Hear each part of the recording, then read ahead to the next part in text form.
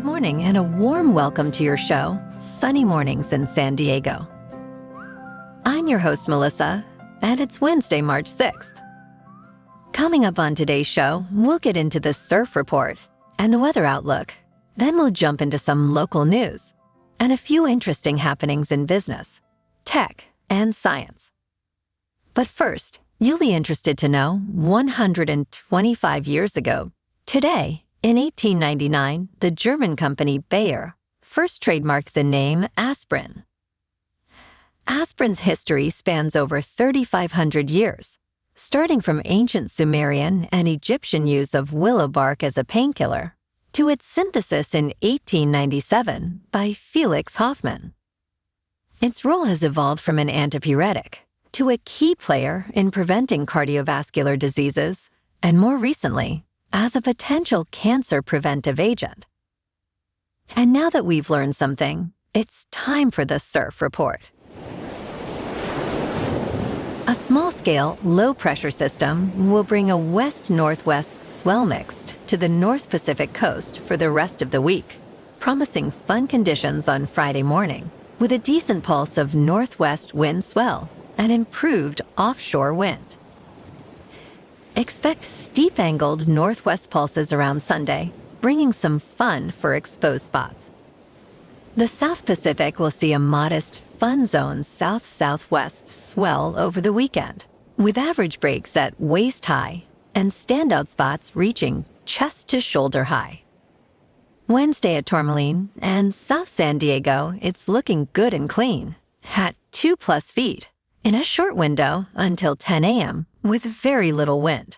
After that, it's looking unrideable. Best time to ride is at 6 a.m. with a 5-foot high tide, when the western swell is 1 foot at 17 seconds. The first high tide Wednesday will be 5 feet at 5:30 a.m. with a -1 foot low tide at 1. The nearshore buoy at Scripps in La Jolla reads 62 degrees for the water temperature. Checking out the weather in the San Diego area. This morning, it's cloudy and 55 degrees with little wind. The sunset will take place at 5:50, and it will rise again tomorrow at 6:08. It looks like we're in for some rain, mainly after 4 p.m., with a high near 64, and west wind 5 to 10 miles per hour. Chance of precipitation is 80%, with rain amounts of less than 1/10 of an inch. Tonight, rain and possibly a thunderstorm before 10 p.m., then showers likely and possibly a thunderstorm between 10 p.m. and 4 a.m., then a slight chance of more showers and thunderstorms after 4 a.m. We'll have a low around 53 and southwest wind of 5 to 10 miles per hour with gusts as high as 20. Chance of precipitation is 90%, with new rainfall amounts between 1/4 and 1/2 of an inch. Looking ahead in the weather. Thursday brings a slight chance of showers early, then mostly cloudy skies with a high near 62 degrees. Wind could reach 25 miles per hour. Friday to Sunday forecasts mostly sunny to sunny days, with highs gradually increasing to 67. Nights from Friday to Sunday will be mostly clear, with lows consistently around 51. Bonjour, food enthusiasts. This podcast is brought to you by Versailles Cafe and Pastries in Encinitas. Nestled on El Camino Real South, just north of Encinitas Boulevard, this cafe is a haven for culinary delights. Indulge in their amazing Eggs Benedict or their gluten-free crepes. You can grab a panini for lunch or just breeze on through to get your morning coffee. They are open every day from 8 to 5. So stop on by and don't forget to tell them Sunny Morning sent you. In local news, the Encinitas Arts Commission has made its selection of 5 unique sculptures for public art displays around the city. These artworks range from a figure engrossed in a cell phone to green whimsical beings, and are set to enhance various popular locations for 2 years, with a possible extension to 3. Additionally, a sculpture not chosen for these sites has been recommended for a temporary display at the soon-to-be-opened Pacific View Arts Center, a decision made after the initial selection process. This move to include the Pacific View site came unexpectedly but offers a timely opportunity for the center's grand opening, despite concerns about public input on the selection. The selected sculptures were part of a competitive process, drawing over 1,000 public comments on the final options from an initial 38 submissions, showcasing the community's active engagement in the city's artistic endeavors.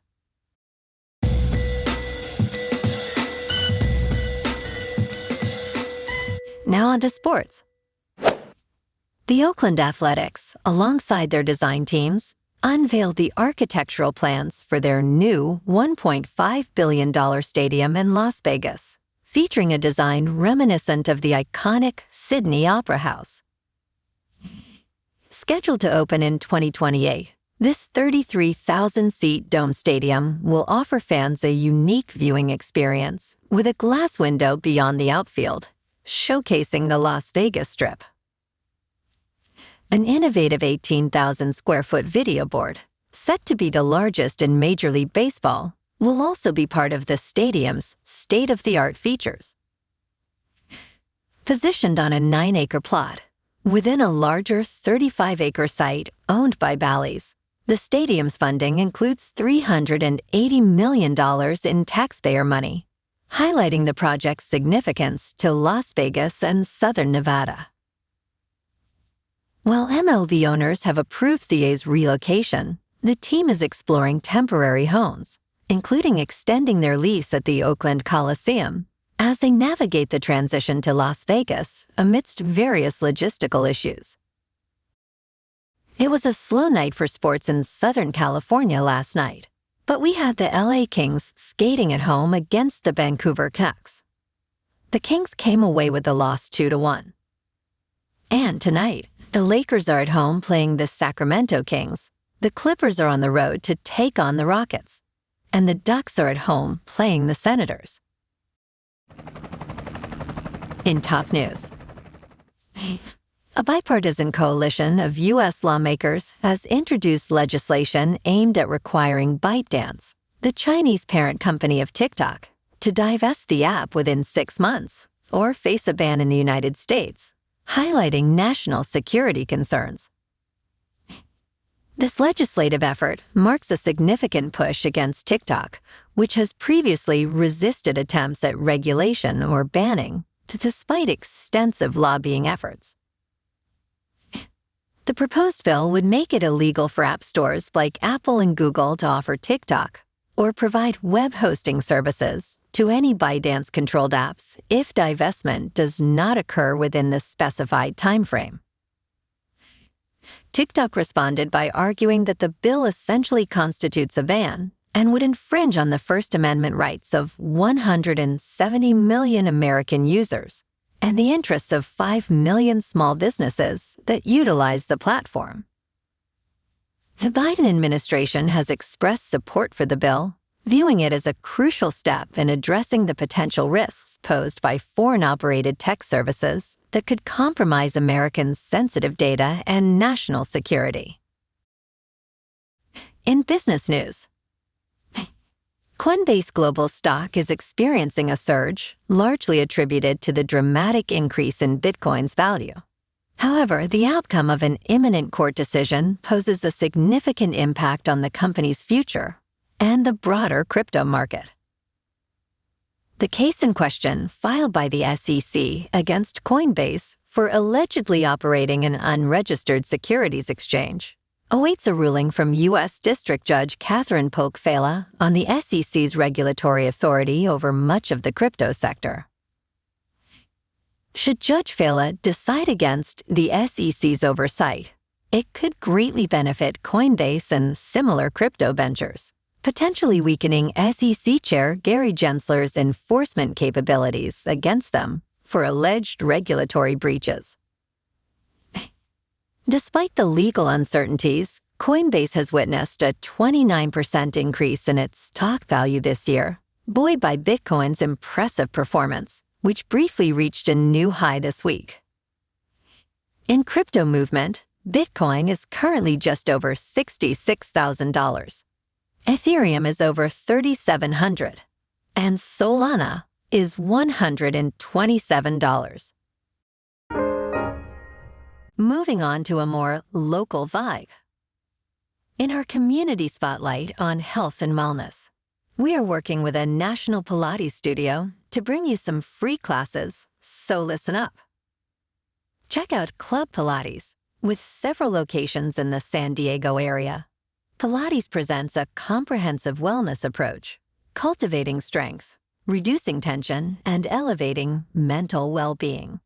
Scientific research affirms its benefits. So now you can check out Club Pilates for a free class, with locations in Encinitas, Solana Beach, Oceanside, La Jolla, and more. Just be sure to tell them Sunny Morning sent you by. And now, back to the show. Let's talk tech. Roku users found themselves in a bind this week when they were required to agree to new dispute resolution terms before they could access their TVs and streaming devices, essentially rendering the devices unusable without consent. The update, which includes a mandatory arbitration agreement preventing lawsuits against Roku, also introduces an informal dispute resolution section, further distancing users from potential legal action. This move has sparked widespread dissatisfaction among users, many of whom were unaware of the changes until their devices were locked, forcing them to agree to continue usage. Users wishing to opt out of these terms have a narrow window of 30 days from the notice and must send a written notice directly to Roku's general counsel, a process criticized for its inconvenience and lack of transparency. Despite the uproar, Roku has not provided an official statement regarding the update, leaving users to navigate the new terms and their implications on their own, highlighting the growing tension between tech companies and consumer rights. And in entertainment news, New Kids on the Block are making a grand return with Still Kids, their first album in over a decade, set to release on May 17th. Their new single, Kids, co-written and co-produced by David Stewart and Luke Batt, kicks off this new era with an upbeat vibe, embodying a blend of pop anthems and love songs. With features from DJ Jazzy Jeff and Taylor Dane, the album promises a mix of dance tracks and grooves, cementing the band's legacy and connection with their fans, known as the Blockheads.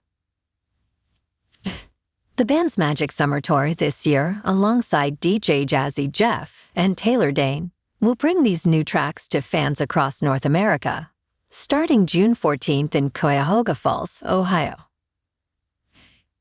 Well, alrighty, folks, it's time for the quote of the day. And today, in honor of the New Kids on the Block's new album, I leave you with this.